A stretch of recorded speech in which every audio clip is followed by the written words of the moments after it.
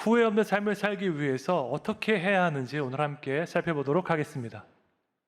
오늘 본문 말씀인 전도서는요, 많은 사람들이 오해하는 성경입니다. 여러분은 전도서 하면 무엇이 생각나십니까? 혹시 전도서를 읽으면서 어떤 은혜를 받으셨습니까? 전도서 하면 생각나는 구절은 헛되고 헛되니 모든 것이 헛되도다 라는 말씀입니다. 하나님을 안 믿는 사람은 인생이 헛되다라고 말할 수 있는데, 하나님을 믿는 우리가 이렇게 말해도 될까요? 우리 인생을 주관하시고 영원한 생명을 주시는 그 하나님께서 계신데 모든 것이 헛되도다라고 말할 수 있는 것일까요? 전도서의 핵심 주제는 무엇이고 전도서를 우리가 어떻게 이해해야 할까요? 전도서를 이해하기 위해서는요, 그 전체 구조를 우리가 알아야 합니다. 전도서는 크게 세 부분으로 되어 있습니다. 서론 부분은 3인칭 기본 틀이라고 해서 1장 1절부터 11절까지 말씀이고요. 결론 부분도 3인칭 기본 틀이 반복됩니다. 12장 8절부터 14절까지 말씀입니다. 그리고 중간에 아주 길게 1인칭 중심부가 나와 있습니다. 전도서의 서론과 결론에는요, 아주 짧지만 강렬한 문장이 있습니다. 우리가 잘 알고 있는 문장입니다. 전도서 1장 2절 말씀 함께 읽겠습니다. 전도자가 이르되 헛되고 헛되며 헛되고 헛되니 모든 것이 헛되도다. 전도서 12장 8절 함께 읽겠습니다. 전도자가 이르되 헛되고 헛되도다. 모든 것이 헛되도다.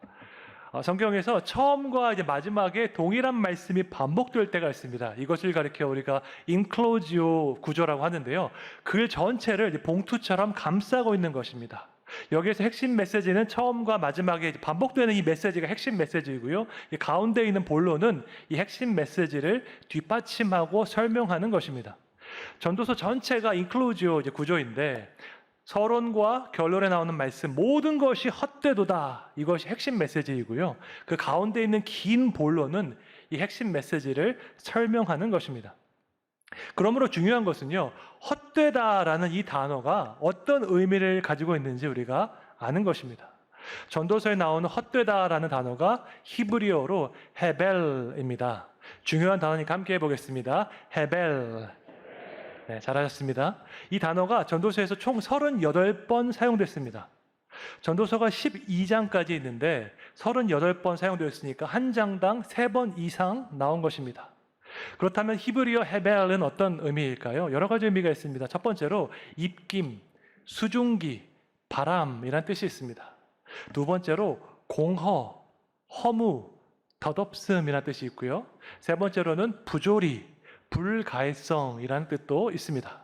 기본적으로 헤벨은 입김, 수증기, 바람을 뜻합니다. 거기에서 파생되어서 다른 의미가 나왔습니다. 여러분, 입김, 수증기, 바람의 공통점이 무엇입니까? 잠시 동안 있다가 사라지는 것입니다. 분명히 있기는 있는데 아주 잠깐 있다가 금방 사라집니다.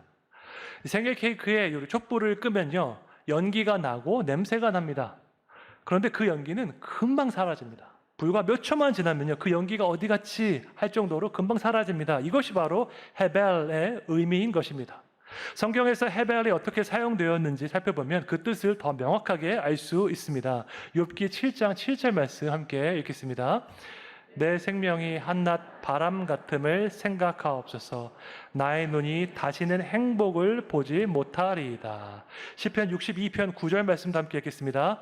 아, 슬프도다. 사람은 입김이며 인생도 속임수이니 저울에 달면 그들은 입김보다 가벼우리로다. 아멘. 욥기와 시편은요, 우리 인생이 헤벨과 같다고 합니다. 바람과 같이, 입김과 같이 잠깐 있다가 사라지는 것이 우리 인생입니다. 그런가 하면 잠언에 보면 이런 말씀도 있습니다. 잠언 31장 30절 함께 읽겠습니다. 고운 것도 거짓되고 아름다운 것도 헛되나 오직 여호와를 경외하는 여자는 칭찬을 받을 것이라. 아멘.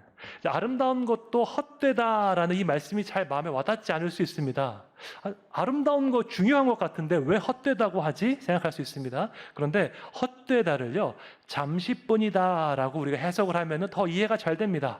아름다운 것도 잠시뿐이다라고 하면요, 우리는 이것을 경험적으로 다 알 수 있습니다. 젊었을 때 아름답고 멋진 사람도요, 나이가 되면 다 변하기 때문입니다.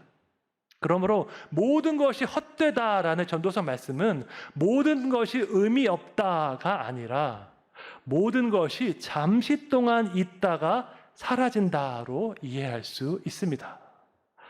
여러분은 모든 것이 잠시 동안 있다가 사라진다는 이 말씀이 허무주의로 들리십니까? 아니면 잠시뿐인 이 인생 정말로 의미 있게 살아야겠다는 그런 권면의 말씀으로 들리십니까? 저에게는 이 말씀이요, 인생이 짧으니까 한순간도 낭비하지 말라는 권면의 말씀으로 들립니다. 한번 지나간 시간은 절대로 되돌릴 수 없기 때문에 후회하지 않도록 지혜롭게 살라는 사랑의 권면으로 들립니다. 따라서 전도서는요, 허무주의, 염세주의적인 그런 말씀이 아니라 바람과 같이 짧은 인생을 지혜롭게 살라는 권면의 말씀인 것입니다. 전도서의 저자는요, 실존주의적인 관점에서 이 세상을 관찰했습니다. 그가 사용한 독특한 표현이 있는데 바로 해 아래에서라는 표현입니다. Under the sun이라는 표현이죠. 이 표현은 전도서에서 29번 사용되었는데 전도서 이외의 다른 성경에서는 한 번도 나오지 않았습니다. 해 아래는요, 우리가 살아가는 이 현실, 이 세상을 의미합니다.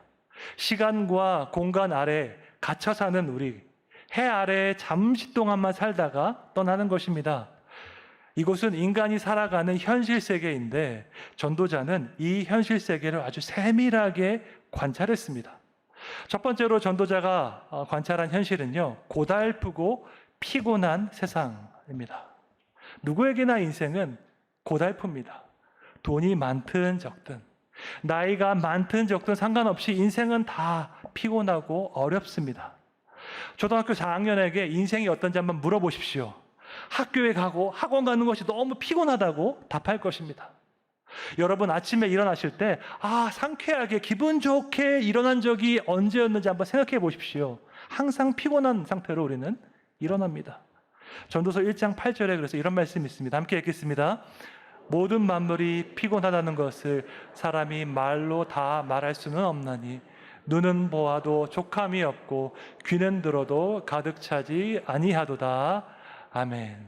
모든 만물이 피곤하다는 말씀이 성경에 있다니까 놀랍지 않습니까? 이것이 바로 시공간 안에서 살고 있는 우리 인생의 고달픔입니다.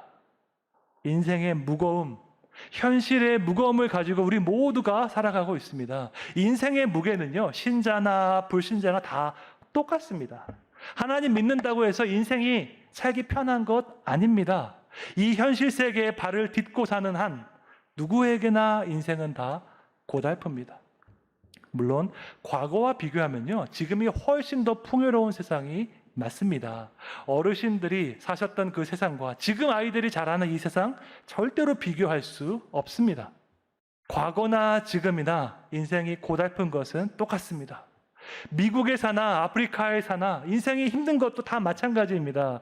제가 15년간 여러 나라에서 살아봤습니다. 미국, 스위스 같은 나라에서도 살아보고 아프리카, 부룬디, 루안다 같은 나라에서도 지내봤습니다. 미국에 살면 다 행복할까요? 아닙니다. 미국에서도 힘들게 사는 사람들이 정말로 많이 있습니다. 전 세계 어디에 살아도 인생은 다 힘듭니다. 어느 시대에 살아도 인생은 다 고달픕니다. 이것이 바로 실존주의적인 관점에서 바라본 우리의 인생입니다. 두 번째로 전도자가 관찰한 것은요, 궁극적인 만족을 찾을 수 없는 현실입니다. 인간은 끊임없이 무언가를 갈망합니다. 지금 나에게 없는 것을 소유하기를 원합니다. 내가 저것만 가지면은 행복할 텐데 라고 생각합니다. 그런데 막상 그것을 소유해도 그 기쁨이 오래가지 않습니다. 전도서 1장 9절 10절 말씀 함께 읽겠습니다. 이미 있던 것이 후에 다시 있겠고 이미 한 일을 후에 다시 할지라. 해 아래에는 새 것이 없나니 무엇을 가리켜 이르기를 보라 이것이 새 것이라 할 것이 있으랴. 아멘. 해 아래에 새 것이 없다는 말씀은 새로운 발명품이 없다는 뜻이 아닙니다. 이 말씀은요, 인간의 갈망을 궁극적으로 채워줄 수 있는 것이 이 세상에 존재하지 않는다는 것입니다.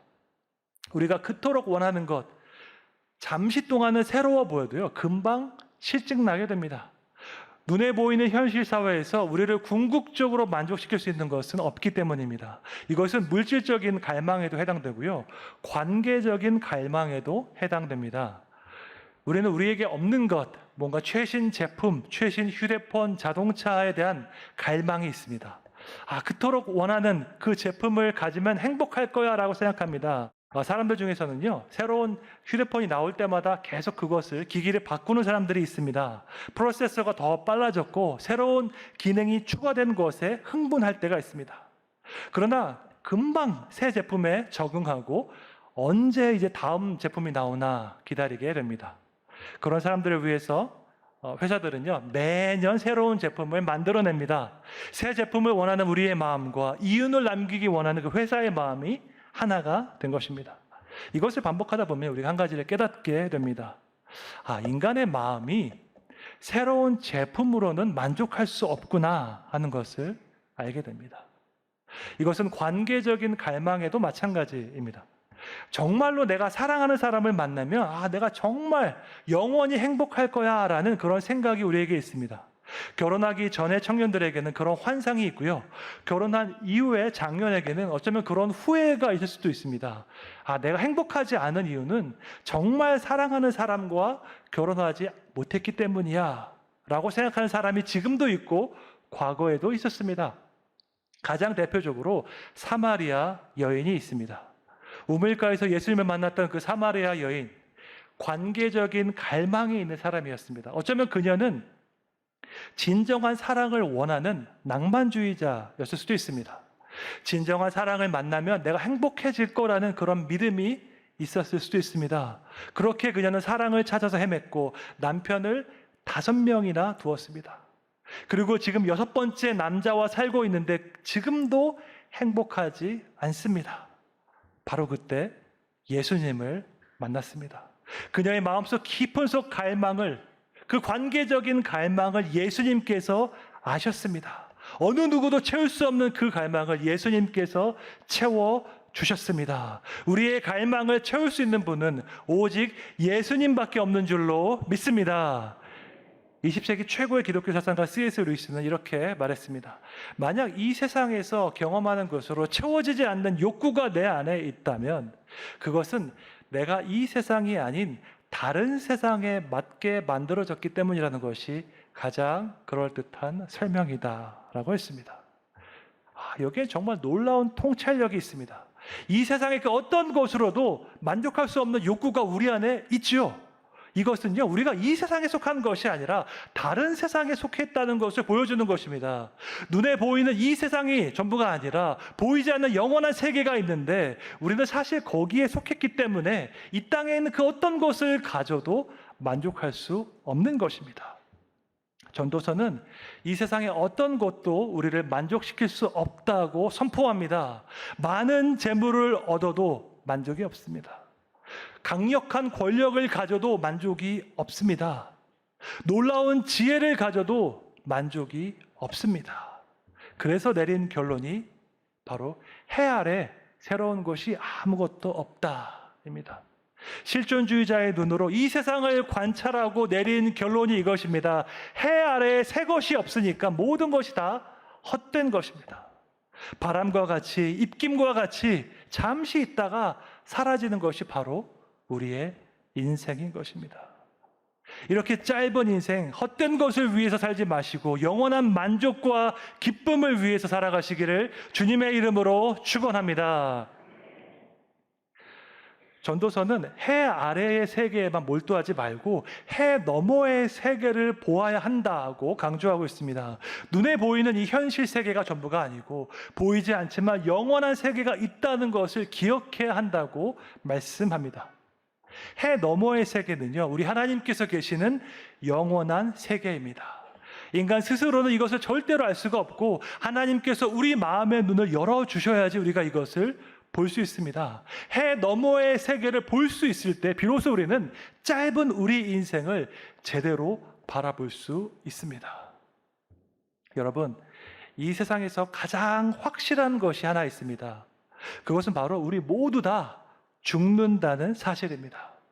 한 사람도 예외 없이 우리 모두 다 이 세상을 떠날 것입니다.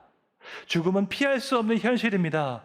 그와 동시에 확실하지 않은 것이 하나 있는데 과연 그 죽음이 언제 올 것인지는 아무도 모릅니다.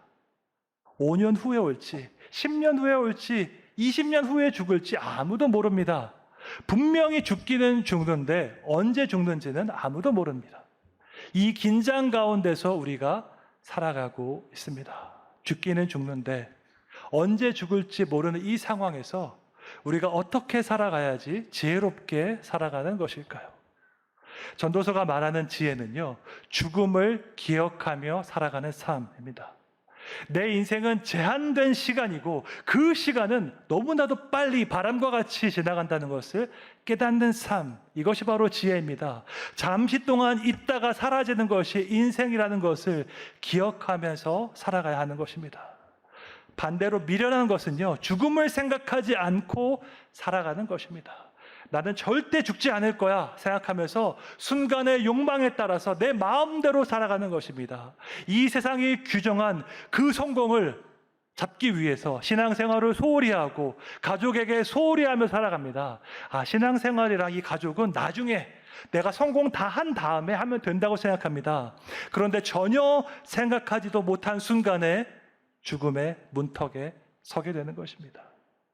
나에게 주어진 시간이 얼마 안 남았는데 그동안 내가 추구했던 것은요, 너무나도 허망한 것들이었습니다. 그때 죽음의 문턱에서 많은 사람들이 후회합니다. 내가 도대체 무엇을 위해서 살아온 것일까? 내가 이 세상을 떠나면 과연 무엇이 남을 것인가? 라고 후회합니다. 죽음의 문턱에서 이것을 깨닫는 것은요, 어리석은 일입니다.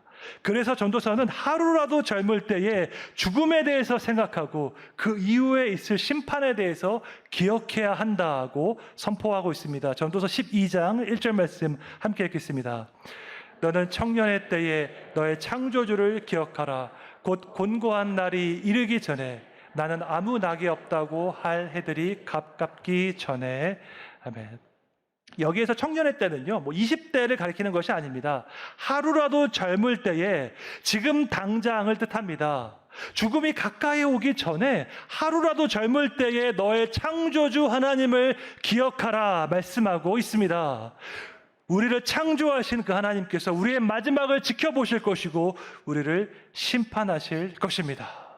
우리가 이 땅에서 어떻게 살았는지, 우리가 받은 그 달란트와 은사를 어떻게 사용했는지 주님께서 심판하실 것입니다. 그 하나님 앞에 설 것을 기억하되 하루라도 빨리, 하루라도 젊었을 때 기억해야 할 줄로 믿습니다. 왜 젊었을 때, 청년의 때의 죽음을 기억해야 할까요? 죽음은 우리가 통제할 수 있는 것이 아니기 때문입니다. 죽음은 어느 날 갑자기 도적과 같이 찾아오기 때문입니다. 나이가 70세가 되든 80세가 되든 나는 죽을 준비가 됐다라고 말하는 사람 거의 없습니다. 대부분의 사람은요, 준비가 되지 않은 상황에서 죽음을 마주하게 됩니다. 그런데 어느 날 갑자기 죽음이 찾아와서 나에게 질문합니다. 당신은 주어진 인생을 후회 없이 살았습니까? 라고 질문합니다. 이 질문에 답할 수 있는 방법은요, 한 가지밖에 없습니다. 하루라도 젊을 때에 죽음을 생각하고 창조주 하나님을 기억하며 그 앞에서 부끄럼 없이 살아가는 것입니다. 영국 영화 중에서 About Time이라는 영화가 있습니다. 이 영화의 주인공 팀이라는 사람은요, 시간 여행을 할 수 있는 능력을 가졌습니다. 조금 허무맹랑하게 들리지만 그는 과거로 돌아갈 수 있고 그때 했던 후회스러운 행동을 바꿀 수 있는 능력이 있습니다.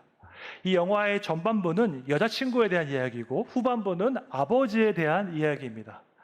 제가 말하고 싶은 부분은 전반부가 아니라 후반부, 아버지에 대한 이야기입니다. 혹시 나중에 이 영화를 보게 되시면 중간에 멈추지 말고 끝까지 보시기를 바랍니다. 영화의 후반부에 가면 주인공의 아버지가 암에 걸렸다는 소식을 듣게 됩니다. 그런데 사실 알고 보니까 그 아버지도 시간 이동을 할 수 있는 능력이 있었습니다. 아버지는 자신이 암에 걸렸다는 그 사실을 알고 과거로 돌아가서 어떻게 했을까요? 아버지는 조금이라도 더 아들과 함께 시간을 보내기를 원했습니다. 그래서 50세에 조기 은퇴를 하고 거의 매일 아들과 함께 탁구를 쳤습니다. 그동안 아들은 아버지가 왜 이렇게 탁구를 좋아하시나 알 수가 없었는데 아버지께서 세상을 떠나기 직전에야 그 이유를 깨닫고 울게 됩니다. 이 영화의 하이라이트는 맨 마지막 장면입니다. 죽음을 앞둔 아버지가 아들에게 마지막으로 부탁을 합니다. 가장 돌아가고 싶은 순간으로 우리 같이 한 번만 시간 여행을 하자고 제안을 합니다. 그때가 언제인지 아십니까? 아들이 10살 때쯤에 집 근처에 있는 바닷가로 같이 산책을 갔던 순간이었습니다. 아주 특별한 날도 아니고요. 무언가 근사한 날도 아니었습니다. 지극히 평범하고 일상적인 그 순간으로 한 번만 갔다 오자라고 제안을 했습니다. 여러분, 이 세상을 떠날 때 가장 그리운 순간은 바로 지극히 평범했던 일상일 것입니다. 사랑하는 가족과 평범하게 보냈던 그 시간이 너무나도 그리울 것입니다. 그 시간을 충분히 가지지 못했던 것을 후회하면서 세상을 떠나는 사람들이 많이 있습니다. 제가 이 영화를 본 지 얼마 안 되어서 저의 사랑하는 가족이 세상을 떠났습니다. 예상하지 못했던 이별이었고 제 생각보다 너무나도 빨리 찾아온 이별이었습니다. 그 이별의 슬픔 앞에서 가장 그리웠던 순간은요, 우리가 함께했던 평범한 시간이었습니다. 같이 교회에 가고 같이 식당에 가고 같이 야구를 보던 그 순간이 너무나도 그리웠습니다. 여러분, 우리 인생 너무나 짧습니다. 제가 감히 어르신들 앞에서 이렇게 말씀드려서 죄송합니다. 저보다 어르신들께서 훨씬 더 잘 아실 것입니다. 바람과 같이, 입김과 같이 잠시 있다가 사라지는 것이 우리의 인생입니다. 이렇게 짧은 인생을 어떻게 살아야지 후회가 없을까요? 가장 지혜로운 사람은 오늘이 마지막 날인 것처럼 사랑하면서 살아가는 사람입니다. 오늘이 마지막 날이니까 후회 없이 사랑하고 후회 없이 감사하면서 살아가는 것입니다. 나중에 시간 나면 그때 해야지, 이렇게 말하지 마십시오. 그 나중에 올지 안 올지 우리가 알 수 없기 때문입니다. 지금 당장 우리의 사랑을 고백하고 표현해야 합니다. 사랑할 수 있을 때 최선을 다해서 힘껏 사랑하는 것이 지혜입니다. 가장 사랑하면서 사는 사람이 가장 지혜로운 사람입니다. 하나님을 사랑하고 가족을 사랑하고 친구를 사랑하는 사람이 가장 지혜로운 사람입니다. 만일 오늘이 마지막 날인 것처럼 살아갈 수만 있다면요, 우리의 평범한 그 모든 시간은 너무나도 특별하고 감사한 시간이 될 것입니다. 교회에서 같이 예배드리는 순간, 자녀와 함께 식사하는 순간, 아내와 함께 손을 잡고 산책하는 순간, 그 모든 순간이 특별한 시간이 됩니다. 이렇게 소중한 시간을 허락하신 하나님께 감사하는 마음으로 살아가게 됩니다. 평범한 모든 일상이 하나님께서 주신 선물이구나 깨닫게 되는 것입니다. 야고보서 4장 14절에 이런 말씀이 있습니다. 너희 생명이 무엇이냐? 너희는 잠깐 보이다가 없어지는 안개니라 라고 말씀합니다. 인생을 후회 없이 살기 원한다면 전도서 말씀대로 죽음을 기억하며 살아야 합니다. 우리에게 주어진 시간이 얼마나 짧은지 깨달으면 모든 일상이 하나님의 선물인 것을 우리가 깨닫고 감사하게 됩니다. 우리가 당연하게 여겼던 그 모든 것이 하나님의 은혜였음을 깨달을 줄로 믿습니다. 또한 우리에게 주어진 이 짧은 인생을 최선을 다해서 사랑하는 마음으로 살아가게 됩니다. 오늘이 마지막 날인 것처럼 최선을 다해서 하나님을 사랑하고 가족들을 사랑해야 할 줄로 믿습니다. 그런 마음으로 우리에게 남은 인생을 살아가서 하나님 앞에서 후회 없고 아름다운 인생 되시기를 주님의 이름으로 축원합니다.